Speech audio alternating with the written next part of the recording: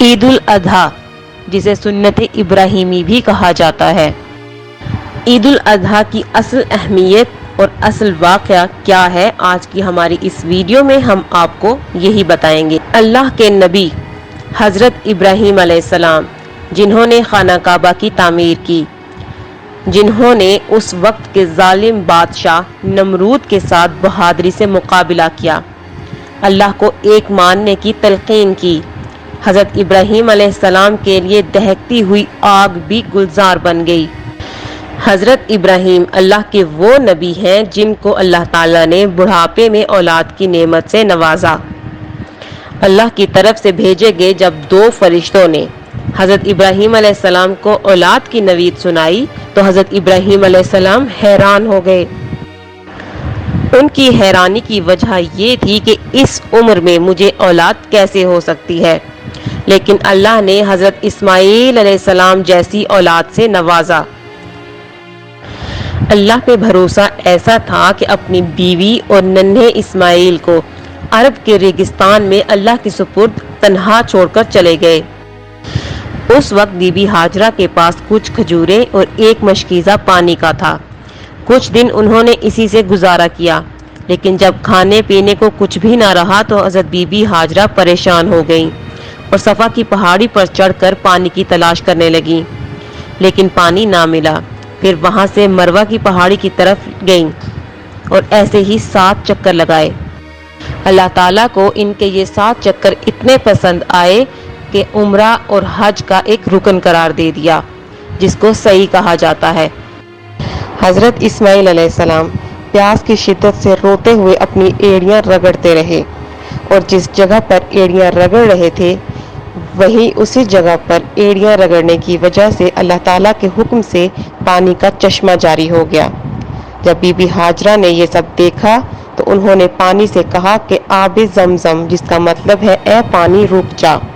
اللہ تعالیٰ کو حضرت اسماعیل علیہ السلام کی ایڑیاں رگڑنا اتنا پسند آیا کہ رہتی دنیا تک وہ چشمہ جاری رہے گا۔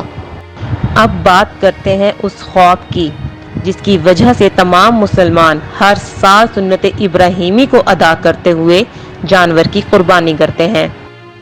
حضرت ابراہیم علیہ السلام نے خواب میں دیکھا کہ اللہ تعالیٰ نے فرمایا کہ اپنی سب سے پیاری اور عزیز چیز کو میری راہ میں قربان کر دو۔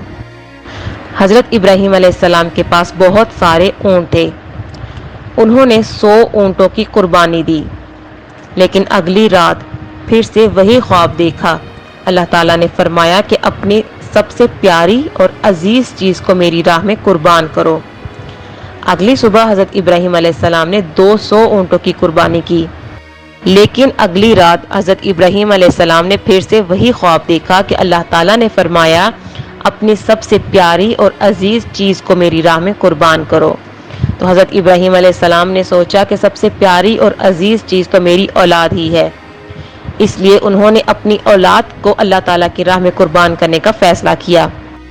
حضرت ابراہیم علیہ السلام نے اپنے خواب کا ذکر اپنی بیوی سے کیا تو ان کی بیوی نے اللہ کے حکم کی تعمیل کرنے کا کہا۔ حضرت بی بی ہاجرہ نے اپنے ہاتھوں سے اپنے بیٹے کو اللہ کی راہ میں قربان کرنے کے لیے تیار کیا۔ حضرت ابراہیم علیہ السلام نے رسی، چھری اور اپنے لاڈلے بیٹے کو ساتھ لیا اور اللہ کے حکم کی تعمیل کے لیے چل پڑے۔ فلسطین سے مکہ کے راستے میں شیطان نے 3 مرتبہ حضرت ابراہیم علیہ السلام کا راستہ روکا اور ان کو بہکانے کی کوشش کی، اور تینوں دفعہ حضرت ابراہیم علیہ السلام اور حضرت اسماعیل علیہ السلام نے کنکر برسائے۔ شیطان حضرت ابراہیم علیہ السلام اور حضرت اسماعیل علیہ السلام کو بہکا نہ سکا۔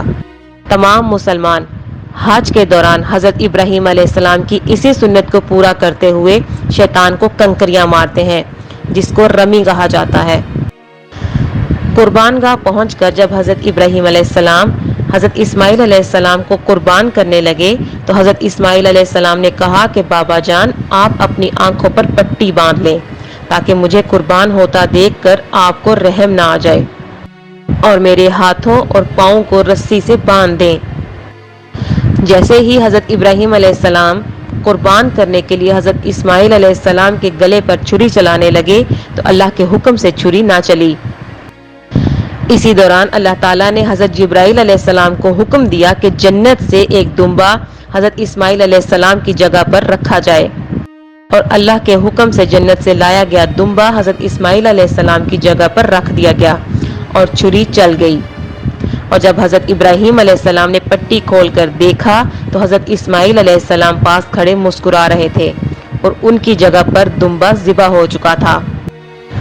اللہ تعالیٰ کو حضرت ابراہیم علیہ السلام کی یہ قربانی اتنی پسند آئی کہ تمام مسلمان عید الاضحیٰ کے دن سنت ابراہیمی کے نام سے یہ فریضہ ہر سال ادا کرتے ہیں۔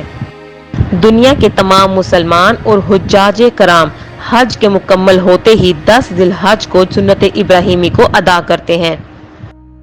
پاکستان میں تمام بچے اور بڑے بہت شوق سے قربانی کا جانور عید سے کچھ دن پہلے لاتے ہیں اور اسے پالتے ہیں اور پھر اللہ کی راہ میں قربان کرتے ہیں۔ قربانی کے گوشت کے 3 حصے کیے جاتے ہیں، جن میں سے ایک حصہ غریبوں میں تقسیم کیا جاتا ہے اور ایک حصہ رشتہ داروں میں اور ایک حصہ خود رکھا جاتا ہے، اور یہ قربانی اللہ کے حکم سے یوم قیامت پل صراط پار کروائے گی۔